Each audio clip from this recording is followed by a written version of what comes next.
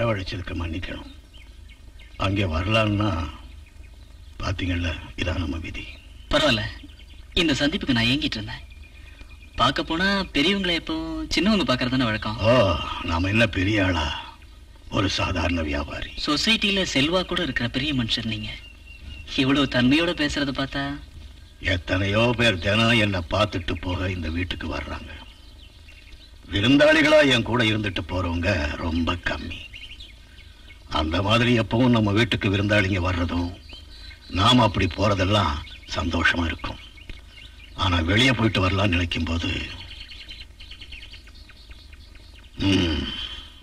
இது ஒரு பழைய கதை. ஆக்சிடென்ட்ல போயிடுச்சு. ஆக்சிடென்ட்னா சொல்லி வச்சு செய்தா இருக்க கூடாதுல்ல. ஆனா இது அப்படி. என்கிட்ட இருக்கிற கெட்ட குணம் என்னன்னா,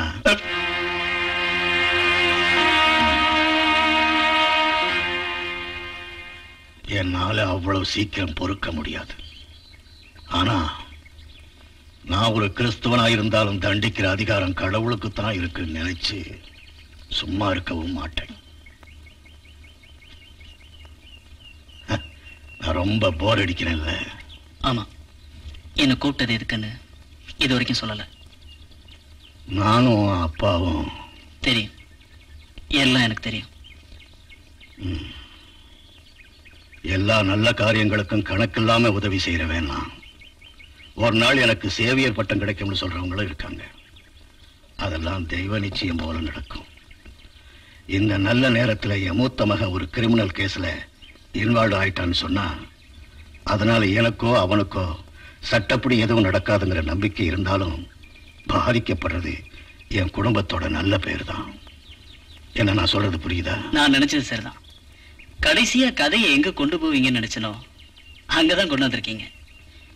நீங்க எதுக்கோ என்ன பார்க்கணும்னு இன்னைக்கு இங்க வர சொன்னப்பவே நான் இதை எதிர்பார்த்தேன்.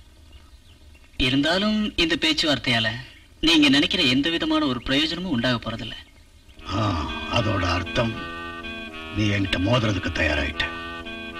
நியாயமா உங்களுக்கு அப்படிதான் தோணும். காரணம், நீங்க எங்க டேடிக்கு செஞ்சிருக்கிற துரோகங்களை அவ்வளவு சீக்கிரம் உங்களால மறக்க முடியாது. அப்படிதான் எனக்கும். உங்களுக்கு உங்க குடும்ப கௌரவம் ஒண்ணுதான் முக்கியம். விதவையான ஒரு பொண்ணுக்கும் அவங்க 2 பிள்ளைங்களுக்கும் நீதி கிடைக்கணும் தான் நான் இதெல்லாம் செய்யறேன். இதுக்காக எதுவும் நான் செய்வேன். நான் வரேன்.